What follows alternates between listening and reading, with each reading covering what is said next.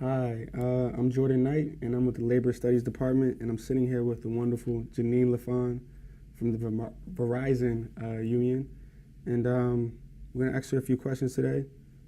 How you doing, Janine? I'm doing pretty well, Jordan. Thank you for having me. No problem. I appreciate your time being here. So let's dive right into it. Let's get right into the nitty-gritty. How did you get your job at Verizon? I've been working for Verizon for 21 years. I actually got it through networking. A lady that I knew was working for the company, and she introduced me to the job. I started in Boston back in 1997, and I was there for 17 years.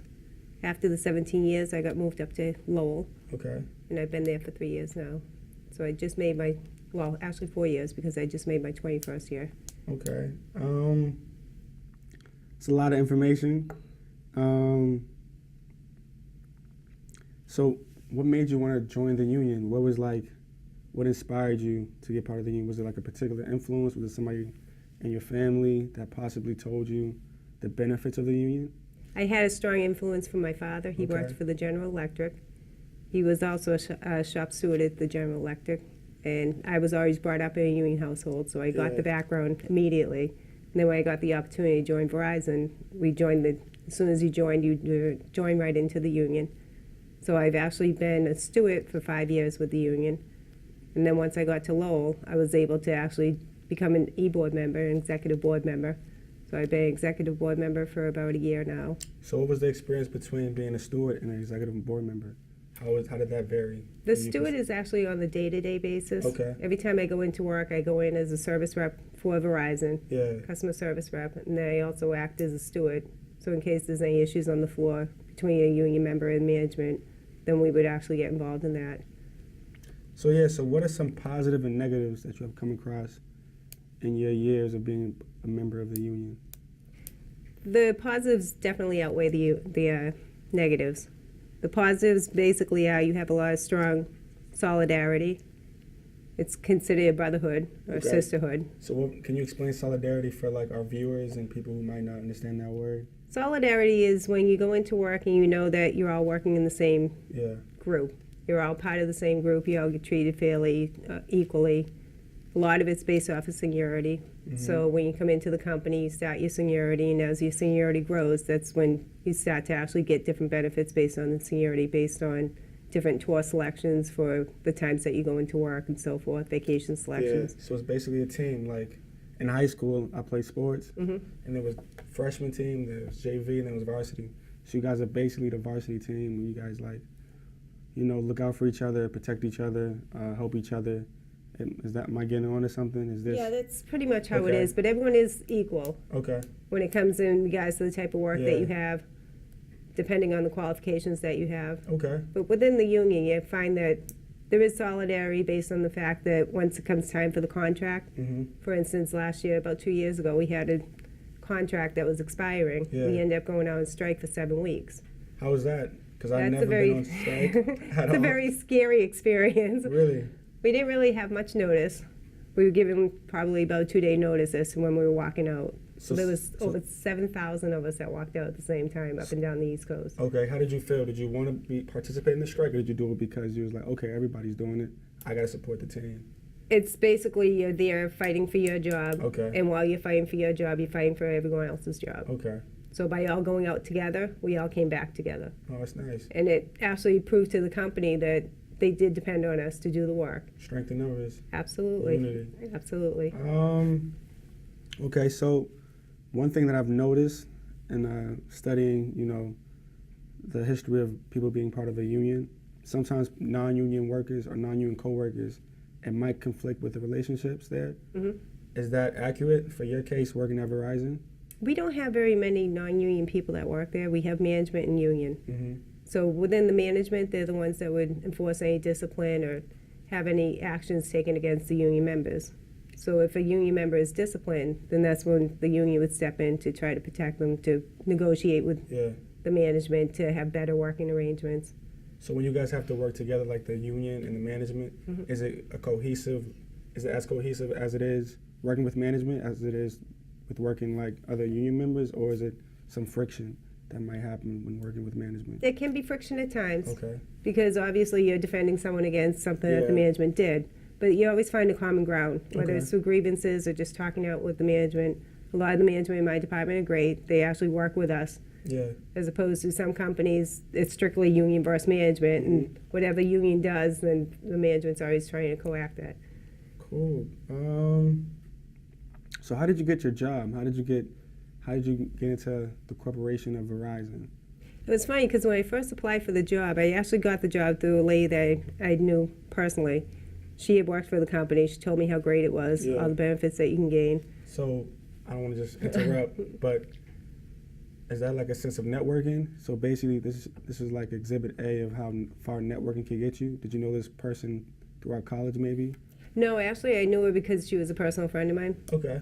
So she actually worked for the human resources So that's part of technically still Verizon. networking. It's still networking because I had to meet her. Yeah. I had to get the job through her, so Yeah. because she was actually inside the company working to get me for Yeah. the job too. So by going through her, she Yeah. had told me about the benefits and everything. But when I was originally applying, when she first told me about the job, it wasn't a guaranteed job. Okay. It was actually on a temporary basis.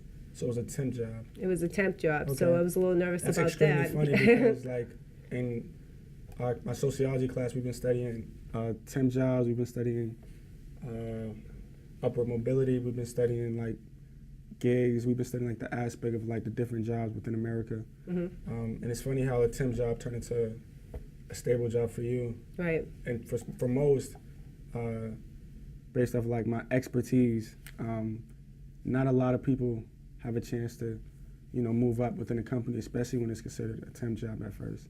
So that's Absolutely. very neat, and that shows how much of a hard worker you are, Janine. So what would you say inspired you? Was it like a particular moment or event that was like, I want to be a part of the union, or was it just because your father was there? Did it like, in terms of like, was it because of your father, just by seeing, an example of somebody being in the union, working hard, or was it like, I need to be in the union because of X, Y, and Z that happened to me at this previous job? It just, like I said, I grew up knowing what the union was. Yeah. And understanding what it would give certain people. So the fact that I got the job at Verizon just happened to be a union job on top of it. It wasn't that I was out seeking only union jobs. I was working for Eastern Bank before then. Yeah. But going through the years, realizing once you're in a union, you get a lot of protections, you get a lot of guarantees, you get a lot of security out of it. So once I joined Verizon, you automatically become a union member. They swear you in right away. And then you just start becoming the union member. I was a member for 15 years before I became the steward. Okay. So I had actually I decided to go with being a steward based on the fact that I saw that a lot of things were going on in my department. They were moving out our work. They were transferring it to other departments, which meant eventually we wouldn't have anything to do. So I had to stand up and say, someone needs to do something needs to be done so that we don't lose this work, we don't lose our jobs. So you were very passionate. So how was it for you being a steward within the union? I became a steward, like I mentioned, because the work was leaving our department. We were getting scared about what's going to happen if we have no work. Yeah. So based on that, that's when I was asked by the union to step up to be a steward so that I could represent it. I had to file a grievance against the other departments that were taking our work. So what's a grievance for like our viewers' sake? In regards to a grievance, it's when there's a disagreement as to what you feel is being done with your work, or if there's discipline that happens. Yeah. So you have the right to file a grievance, which is basically, it's a procedure that you go through. You sit down with management first, you try to resolve it first with the management. If you can't resolve it with the management, then you file an official complaint against them, which is the grievance. So can you give an example for? With the work that was leaving? Yeah.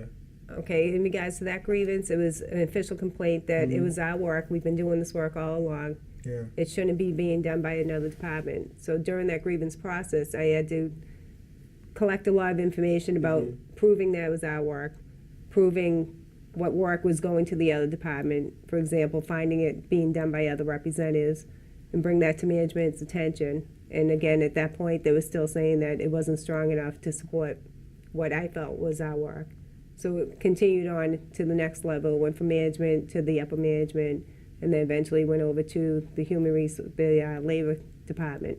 So the labor department steps in, Okay. and they determine between the company and the union as to whether or not that work is considered ours or not.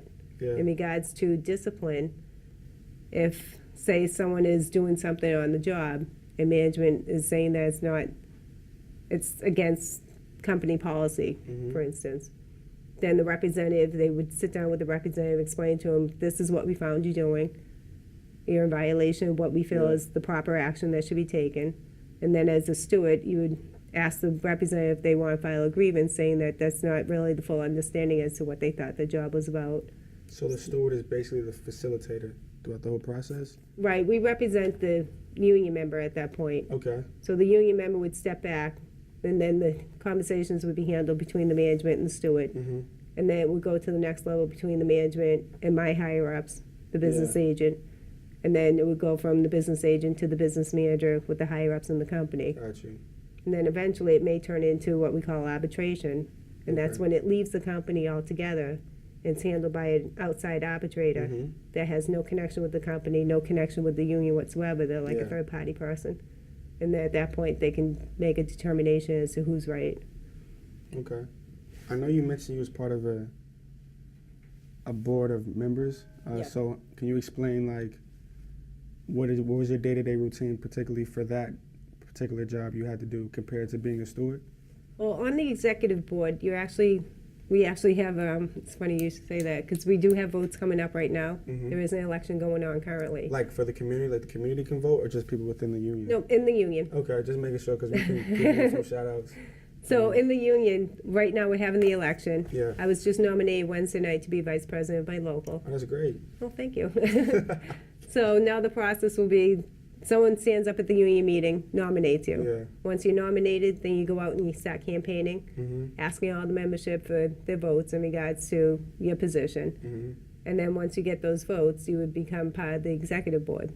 The executive board oversees basically the finances of the union. So there's a whole committee of us that would sit on the executive board and go over the bills, the day-to-day bills, whatever expenses the union has, and so forth. So you guys are like the body of the union, per se? Like the Congress of the union? You guys make sure the policies are, being followed, making sure the finances are being... that the union members' money is being spent wisely. Yeah, like you're following like the tracks, following in the tracks of the finances and the policies, basically. Okay, so you're a facilitator again in some sense. Exactly. Okay, so you like being the facilitator. Yes. So how would you say, what's like one big difference for you with becoming a steward, being a steward, and being an executive board member?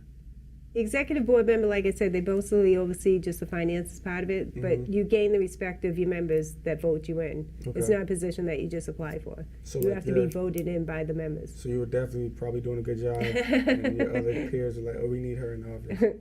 Okay, it's great. Let's rewind back. Let's go back to your past, if you don't mind me doing so. Did you go to college? I did go to college. Okay. I went to Salem State. Really? That's Yep. very interesting. I know a lot of people at Salem State, probably for the wrong reasons. Well, Salem State was a college back when I went. Now it's a university, Yeah, so it is growing also. Definitely a lot of good friends there. So let's talk about your experience at Salem State. How was that for you? That was different because I grew up in Peabody. It's a small town. Yeah. So you kind of grow up knowing all the same people. You go through all the years of being in the same school with the same people. I mean, in high school, you got to learn different people and different, but we're still all from Peabody, so it's still a small town. Yeah. Going to Salem State, it was very, like, stable for you at Peabody. absolutely Very, like, consistent. Yeah. Not really much of a change. not really much of a change. Compared to me, I'll give you a little backstory on me. I moved a lot throughout my life. I'm from Dorchester. I'm from Boston. But I moved all over the place, to Atlanta, to Somerville, to Burlington, back to Dorchester. And that's interesting every time I hear somebody saying that they stayed in one place all their life. Because it's kind of weird to me hearing that. But Which is normally the norm for everyone else. It's really normal. But when I say my situation, people give me an awkward eye. It's like, whoa, that's out the blue. That's very different. Being so young, too, moving that much. But it was very normal for me. It felt normal until I got older. And I was like, whoa, wait a minute. So yeah, how was that change from going from a small town or pretty big town to like a huge college with different cultures, different people, a lot of diversity? A lot of diversity. How was that for you? That was a culture shock at first. Really? Because I felt overwhelmed. I felt overwhelmed with the size of the school. I felt overwhelmed with the classes and then meeting all these different people. Actually, it was a growing experience for me too, because as you got to meet people, you got to experience different things. You got to learn their cultures. You got to learn what their backgrounds are about. So, I mean, that was a really unique experience, which I'm very thankful that I had. Yeah, and I know off air we had a conversation about your independence. Can you explain to the viewers about, like, you know, how important independence is as you mature throughout the ages and how you, as you know, go through life experiences? Can you explain, like, what independence is to you? Well, the independence actually started when I was in college, because then I had to actually figure out, well, it's probably started when I left high school, because at that point, as you know, you got to decide what your life is going to be for the rest of your life. So I went to the college. As I got through college, I started realizing I had to do more and more on my own. Then you go out of college, and then you get the full-time job, and then you have to learn the independence of the full-time job, balancing that with your regular work life, making everything work together. So through the independence, I gained a lot of self-confidence. Based on the fact that you have to do things on your own. You really shouldn't be depending on other people. So it was a great experience. I really did enjoy the college experience. So yeah, what did you major in? What was your... Actually, I was a business major, and I got my bachelor's degree, and I was a minor in marketing, because I thought I was going into advertising. But it's very competitive. Very competitive. Definitely. I'm not really an advertiser, but yeah, I don't know too much about advertising. I mean, I know a little bit about marketing, but I can only imagine how competitive it is. When I graduated college, that was the time back in the 80s, the late 80s, it was 89, and all the CEOs of all the major corporations were getting fired, and there was major turmoil going on in major businesses. So a it's lot like of controversy. Not a good time to graduate and think you're getting into a company right away, but I had the opportunity of getting into Verizon. I was very thankful for it. Definitely. So what made you... was there like a specific field you was looking for going into college? Did you have like a solid idea of what you wanted to do, or were you, like most cases, most people, just going with the flow, just seeing what you might stumble upon? How was it for you? My experience was that when I was in junior high and high school, I did not want science. I did not want to take the languages. I didn't like all the algebra, trigonometry, or those classes. Like most people. Yeah, well, I wasn't sure if that was most, but that was my choice. So I decided to go with business all through my junior years in my high school. So that was my that's what I was familiar with. And then once I got into college, I only went in for a 2-year program because, again, I didn't want to take the sciences or the math and the literature and everything else that went along with it. So I first started in travel and tourism. Once I got in there in 2 years and realized I had to take the classes anyways, that's why I decided to change my major to a business. Got you. So this is kind of a different question. I'm trying to like tie it into your union days, which are very current. So was there anything in particular you learned throughout college that you apply in your everyday life or your everyday interactions with other union members? Anything in particular that like... There's a lot of networking that goes on in college. I got to find that there's certain teachers you can learn from, certain teachers you don't learn from, which going into a union, there's certain people that you get along with, there's certain people that don't like you for whatever reasons, and you just have to all learn to get along, put your differences aside, and fight for the common good. Got you. That's a great speech. I feel like you're like Wonder Woman. So what changes would you like to see happen with the union? Is there any like things you want to see improve, any things you want to see maybe less of, or anything you want to see more of, any improvements or like advances? The union's been around for a long time. The concept's been around for a long time, so it's not... We are starting to grow more in my local in regards to getting out and giving back to the community. We did set up a benevolent fund with the 2321 Cares with the IBEW, and that basically is we have fundraisers. We did a bowling tournament last weekend. We're doing a cornhole tournament. And within that area, we're able to give back to the community. We find certain charities and so forth that we can donate money to. That's so great. It's not just fighting for our members. It's actually fighting for working people and trying to go out and help in the community as well. And to be honest with you, I feel like the perception of the union, well, at least for me and like my peers, we wouldn't have any clue that unions are throwing fundraisers or going bowling. We just thought it was just a means to keeping your job secure. But as you can tell, viewers, We've always had the background of the union thugs, so a lot of people, even when we're on strike, they're like, "You're the union thugs. Why do you get so many good benefits? Why are you fighting for your benefits?" And the fact is, we want other people to raise up to our standards. Exactly. We don't want to be brought down to other standards. We want people inspired to try to get more. For sure. And for our viewers, you can tell like this is Exhibit A of like good leadership. Oh, thank you. What is your day-to-day routine? I have a long day because I work in Lowell. Yeah. I get up at 5:30 in the morning. I'm on the road by 7. I'm supposed to start work at 8:30. I usually 5:30 is very. You don't even know that time exists, huh? Well, to be honest, no. My grandma does. My mom does. Oh, thanks. No jabs. But like, yeah, for sure. I feel like my grandma, like when I go visit my grandma, she wakes up early and then she usually cooks early. So I have no choice but to get up. So yeah, 5:30 is definitely tough. But let me not interrupt. What were you saying? So after I head off to work, I'm supposed to be there for 8:30. I usually try to get there by 8, just in case there's any traffic or accidents along the way. Once I'm there, I start to log in. I work in a call center. So I'm a customer service rep in a call center. We do sales and service, which means that we not only do the sales aspect of it, a lot of it is based on trying to help customers with their problems. So I work in the small business department. So any small business that's having issues with their phone lines, they would call into our department, or if they need more phone lines or other services added to their account. So if I ever, I'm not with Verizon, I'm with Metro, but if I ever needed like another extension or another call line, I would call you. Well, it'd be small businesses that I handle. Okay. So we don't really handle personal accounts. So I'm not. And we don't do wireless yet. Okay, so I don't fit the description. I don't reach the criteria. So yeah, what is like something that differentiates this job, the job you're currently in, compared to your previous jobs, or something that you feel like you're thankful for or that you appreciate more so? I've always liked doing customer service. I like pleasing people. I like to know that people are satisfied once they call in if they have an issue. I feel gratified knowing that I was able to help them resolve the issue. And again, that kind of relates into the union background that I have too. For sure. I'm always out there trying to protect people. I'm always out there making sure that everyone's taken care of, basically, is how I view it. You sound like a good big sister. Let's see any other questions I have. What do you find challenging about your college years? That's a very good question. A lot of time. Yeah. There's a lot of free time on my hands. But sometimes you don't realize how much free time you have until you just take a step back and realize that, hold on, I don't have to do this.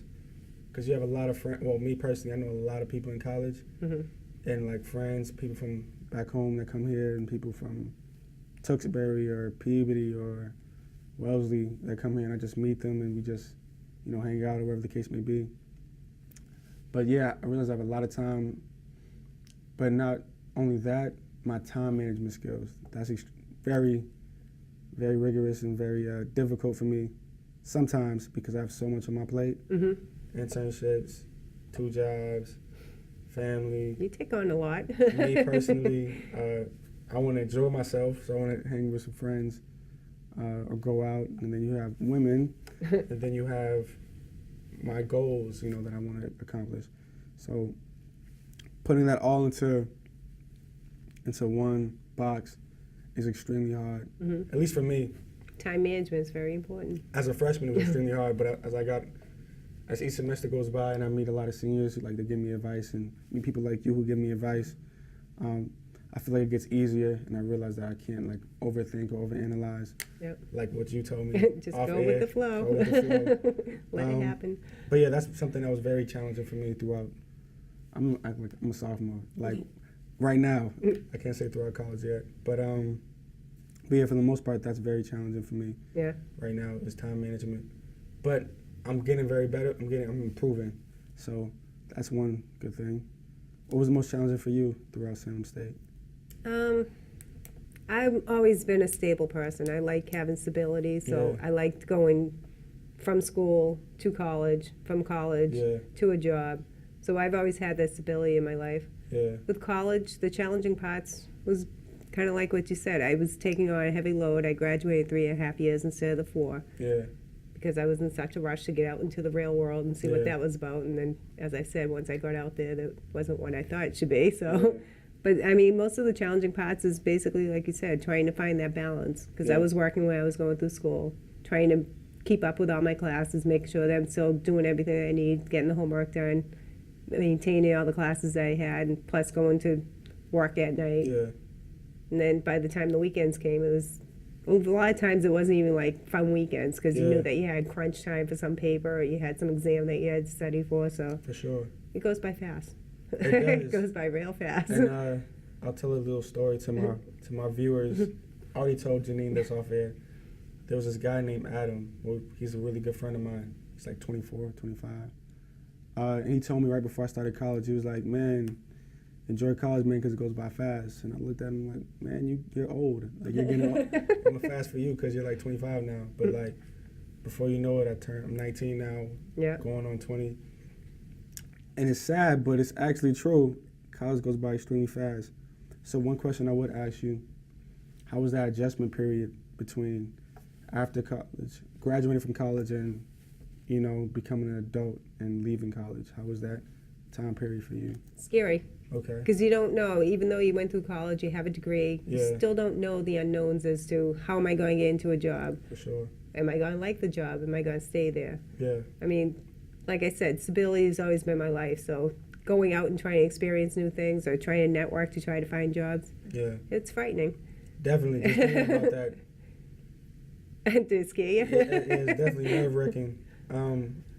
What's one word of advice that you would give to our viewers and me two notes of advice. One for time management and the second for the time period right after college, like that adjusting period between graduating and finding your first job or knowing what you want to get into or knowing what field you want to step into. What are two like notes of advice you would want to Know give us? yourself and know what you feel comfortable doing. Okay. That's the biggest thing. Like That I was- said, yeah. I like doing customer service. I like pleasing people. Yeah, I get the satisfaction of knowing that people are happy. for sure. Other people know themselves well enough that they know what type of background they want to go into. You would mention music. Yeah, Follow your passion. If it's Yeah. something that you really like, then you'll enjoy it and it won't really feel like work. for sure. That was a lot. That was very deep. I'm about to shed a tear.